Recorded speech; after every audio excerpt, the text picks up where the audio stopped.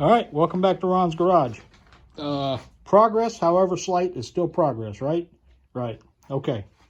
So when I last left you, I was having pulley problems solved. I ordered from Summit a couple chrome pulleys. They're on. Water pump and crank pulley.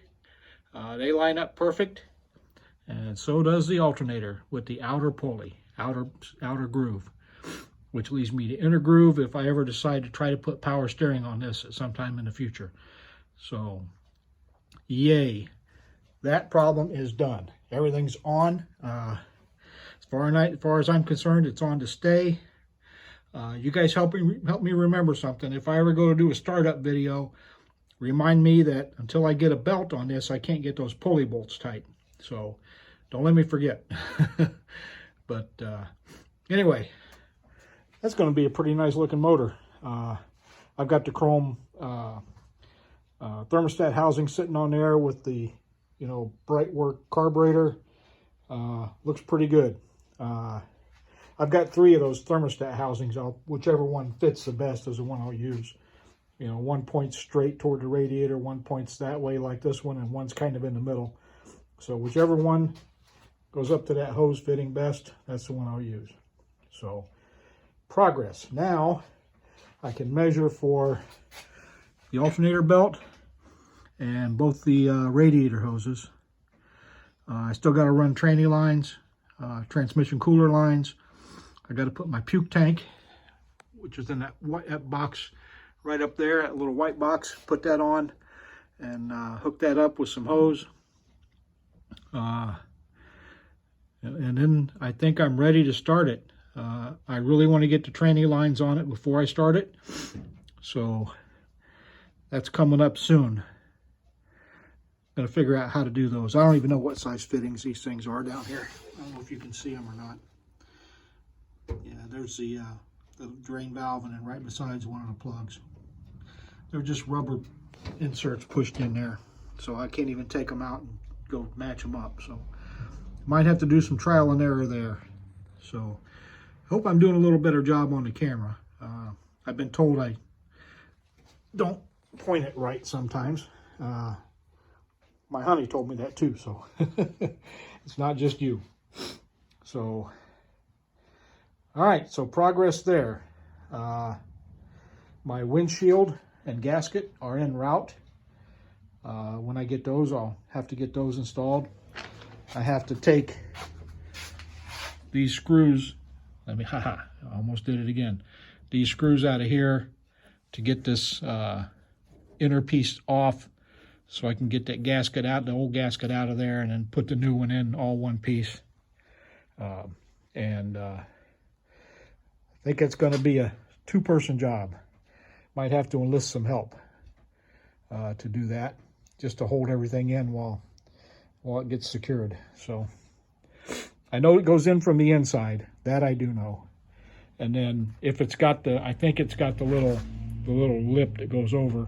That goes over this right here. So the windshield comes in, and then the lip goes over here. So I'll have to rope that on, which is not that big a deal. I've done it before on other windows, so I know how to do that. I just gotta get everything here and figure it all out. So, and also on the agenda was my wife's Jag. I know I showed you this once before, but the guy put an idle air control valve. Shit, I did it again. Let me show you what I'm talking about instead of the wall. Here's the throttle body. Sitting on my safety glasses. The guy put an idle air control valve in it. And when he did, he busted up the throttle body. It's filthy in there. He didn't clean anything when he did it. If he did it, I don't even know. He says he did. I can't tell by looking at it if it's new because it had JB Weld all over it. I have cleaned that up as best I can. And I'll put that on the throttle body I ordered off eBay. I initially thought the The throttle position sensor was bad because as soon as you start it, it goes to 3,000 RPM and stays there. Could have been the idle air control valve, I guess, if that was leaking real bad, or which looks like it might have been. It's still got a lot of JB weld on here as well as the thick gasket. So I don't know if I need a new gasket or not. The throttle body I got from eBay has a down here is where the throttle position sensor goes, and idle air control valve. It has one of those too. It has both, but the idle air control valve has the electrical top hat missing. So I got to use this one if it's any good. If it's not any good, I'll have to get one. But that is in, and I'm going to try to put that together tomorrow. I might have to make a gasket. We'll see. I don't want to use silicone on, if that's the only gasket. I don't mind using a little bit to hold gaskets in place, but I don't want to make the entire gasket out of silicone. But yeah, I don't know how that works. But oh yeah, and I broke a spark plug.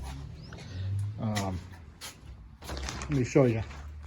You guys are probably familiar with this, but when you got headers, a lot of times the spark plug socket will not go in there where the spark plug is.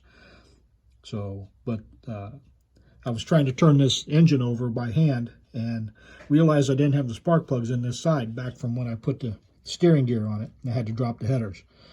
So I got my socket jammed on number five back here, and in the attempt to get it out, I busted a spark plug. So I had to go get a new one.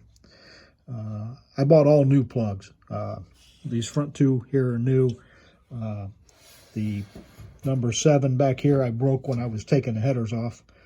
So I figured out I got to do the bottom, at least the back 2 on this side from underneath, and use a box end wrench because sockets won't go past the headers. So, and then I got to change the plugs on the other side too. But yeah, there is that. So that's me. It's Friday. It's freaking gorgeous outside. But I'm been home from work for a little while and been over here messing around, putting all this together, and just wanted to share a little bit. So, not too long for a startup. The biggest job before that is, like I said, is to run those transmission cooler lines. So, anyway, thanks for stopping by. Thanks for watching. And don't let me forget those pulley bolts. Thanks. Bye.